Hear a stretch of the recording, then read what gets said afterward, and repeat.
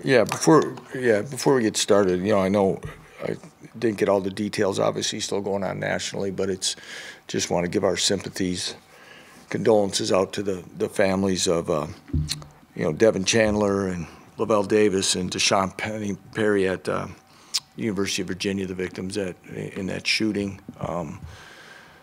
Sympathy and empathy goes out to that football program on such a tragedy, and again, thoughts and what that does in really, our society, but in the college football world as a whole. So.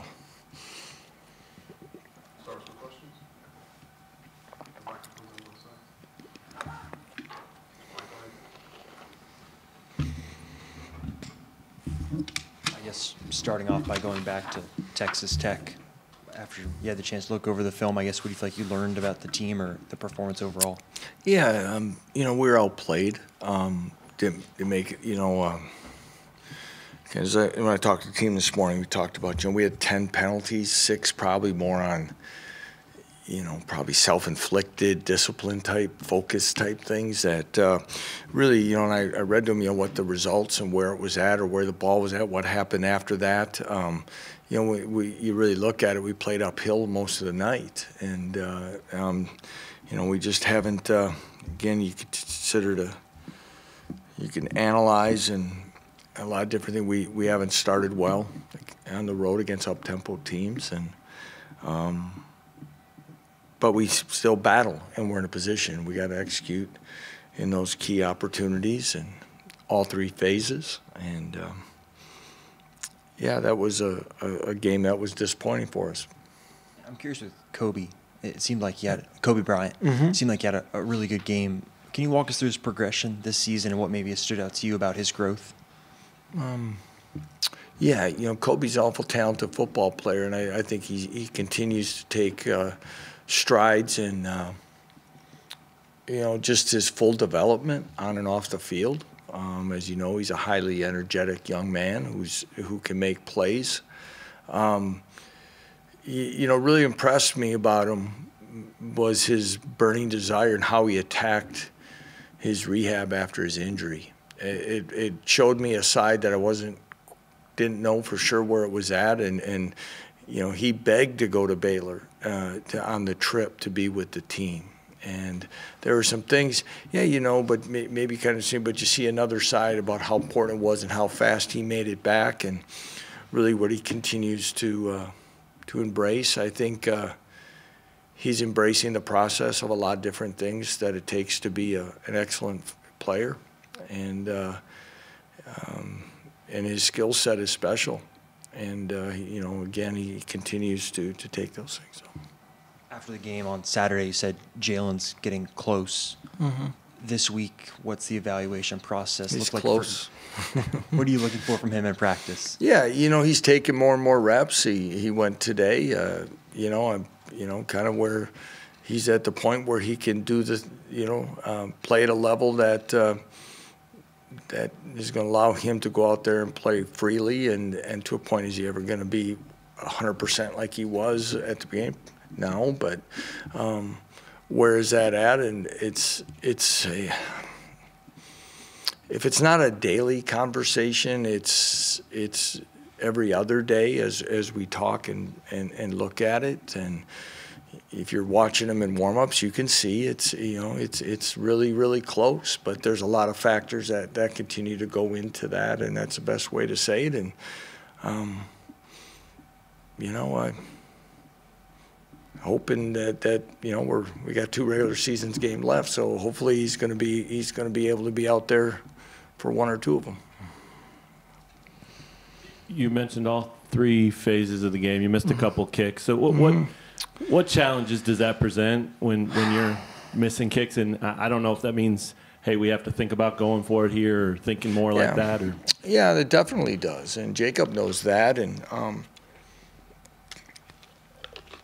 we've been highly inconsistent there. That wouldn't be that's pretty obvious comment and statement, and he knows that. 2 weeks ago, we essentially opened the job back up and kind of went through that a little bit, gave other guys opportunities, and he came out of that. And a week ago he goes 3 for 3, so you're feeling really good about it. And I mean, to miss 2 and is highly disappointing. Miss 2 that hit the uprights, you're like, okay, that's really close. They're not shanked, and but there's different times that we're in a lot different position momentum-wise if we make those, and yeah, it's anytime. I always equate it to either direction. Like we get a turnover and you end up empty after the turnover. It's a pretty empty feeling. And same thing is when you offensively, if you just drive it down and you're trying to get points and you end up empty. And but yeah, I think as we've talked before, going forward on 4th down is changed a lot in football. And when you're not exactly where you want to be in the field goal game, it's probably going to change it more. What do you, or what does anyone, maybe it's not just your job, maybe it's teammates or other coaches, what do they do to push him past the day like that? Push him? It's a fragile deal, the kicking world. It always has been. And you try to, some days you can try to coach them like you coach other guys. You try to, we have people that work with them and are, in special teams area. We're filming everything. We're breaking it down. We're watching approach, plant steps, follow through, contact points where it's held, all that. Timing, we've had a change in long snapper and short snaps for that. Emery's done a nice job. So you try to do them all. And try to get to that point that you can, we've, left hash, right hash, where it's been, what's the issue, and we continue. But at the same time, there's certain times when you have to go out there, you got to show confidence and you got to show belief because he's shown the ability to do it.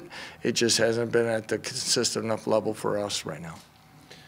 When you look back to Texas last year and everything that game was and continues to be and meant for the program and individual players, how often do you think back on that game and maybe specifically that 2-point conversion?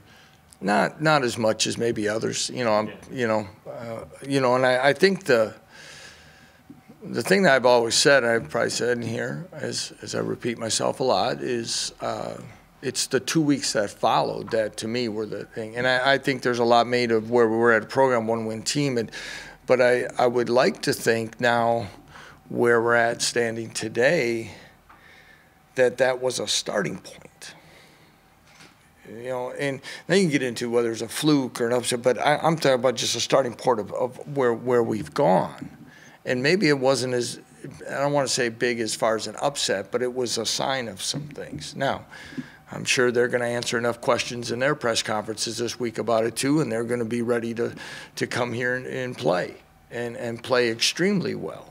And so we have to be able to match that in our focus and preparation this week. Lance, after the game, you mentioned that Ethan had to come in for Jason. How is Jason doing? Do you have anything more on his status?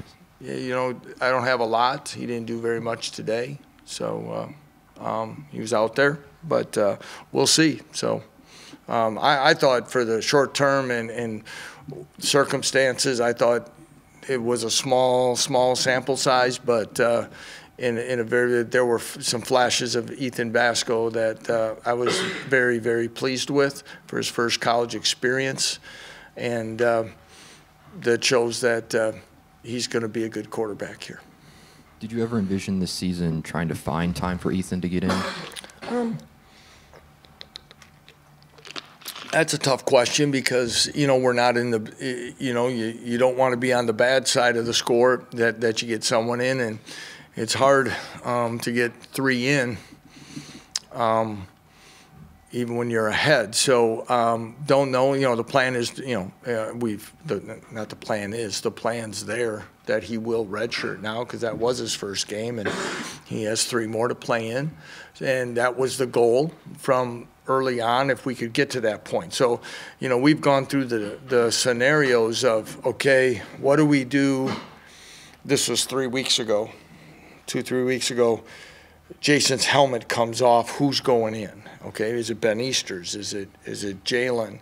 Just if it's a handoff situation, is it taking a knee? How long is Ethan going to play, and when do we protect it? But the healthier Jalon has been able to get, the more easier it was that, say, Ethan will go out there on a situation. So there's a lot of things that getting him out there in some capacity was always a hope, but not like we can really script it to happen. And then last one for me. This could be Kenny's last game at home, could not be Kenny's last game at home. If it is, what's it been like for you being around him these last 2 seasons? Oh, yeah.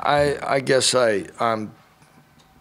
you know, we have a lot of guys that are playing their last game. I hope it's Kenny's not last game here in this stadium for us. Again, Kenny knows how we feel about him and his great contributions to this program. But again, that's I'm not approaching it that way, and hope he's not either. But a lot of guys have decisions that they have to make, and that's part of the world we live in now, especially working through, you know, whether it be a guy that redshirted and can leave, a guy that, you know, the COVID extra years, a lot of things there. But Kenny Logan's done a lot for this program for a long time, a lot during the transition. He's played extremely well. And like I say, I hope I'll give you a longer answer next year when you ask about him, okay? When you talk about some of that stuff with, you know, trying to figure out the COVID year or whatnot, is that a conversation you have with the players at some point in the season or before senior day, or is that after the year? No, there were guys that, you know, the guys that have said they're going through senior day are Jelani Arnold, Earl Bostic, Sam Burt, Zion Dubose, Malcolm Lee, Caleb Sampson, Eddie Wilson, Lorenzo McCaskill, Monte McGarry, Matt Copeland, and Spencer Rowe.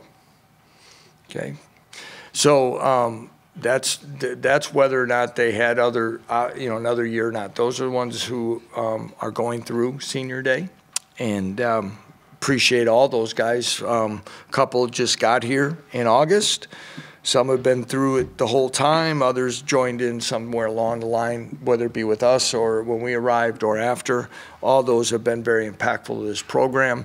You know, those are, on all ends, that's a hard conversation based on timing. And you know, I try not to because I don't like goodbyes. I don't like that. That's hard. So you let them process it because the timing of the ask has a lot to do with it, you know. And right now, for the fact that we're going to play in December, and I want to make sure that there's not any distractions if all possible, and we're focused and enjoy that process and respect where they have to be in their personal choices along the way. To build off the senior question, what have players like Sam Burt and, you know, Earl Bostic and some of the other guys, I guess, meant to you and the impact they've had on the program and your time here? Yeah, I'll forever be grateful for them, for their efforts, their work, their attitude. You're mentioning outstanding young men who have been through a lot. We say that often in these. To watch their consistent approach and demeanor and attitude and leadership, and then their belief in where this program is heading, you know, as we went through last season, to want to stay and be part of it.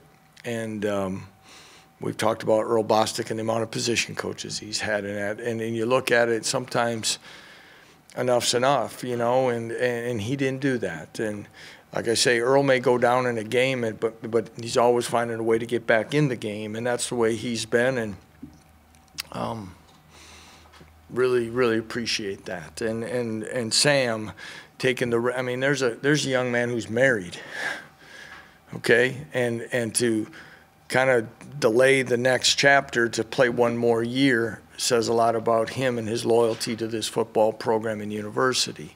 Caleb, a lot, you know, he's been, all those guys had a lot of thoughts to process and to stick around. Malcolm Lee, a lot of things there that some of those guys have been here a while or before our arrival. It says a lot. Switching to Texas, when you have been able to watch them this season, what are some of the things that have stood out to you about them? dynamic, very athletic. The things that you see, depth and speed and the skill level, but I think they're improved up front from a year ago really on both sides of the ball. I'm sure they're not, that was a battle last week.